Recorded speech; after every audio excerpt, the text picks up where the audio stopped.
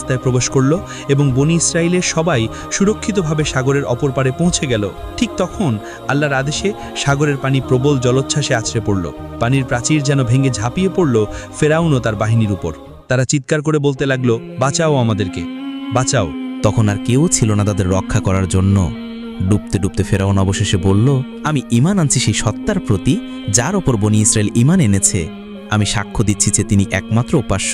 তখন আল্লাহ রব্বুল আলামিন বললেন, এখন তুমি ঈমান আনছো, অথচ আগে তুমি ছিলে অমান্যকারী ও সীমা লঙ্ঘনকারী।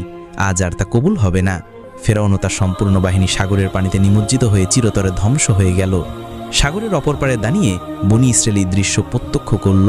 তারা দেখল কিভাবে আল্লাহ তাআলা অহংকারী ফেরাউন ও তার বাহিনীকে চূড়ান্ত শাস্তি দিয়েছেন। আনন্দে এবং কৃতজ্ঞতায় তারা এক কণ্ঠে ধ্বনি তুলল, আল্লাহু আকবার, আল্লাহু আকবার। আকাশ বাতাস মুখরিত হয়ে উঠল এই তাকবীরে। তারা যেন নতুন জীবন ফিরে পেল।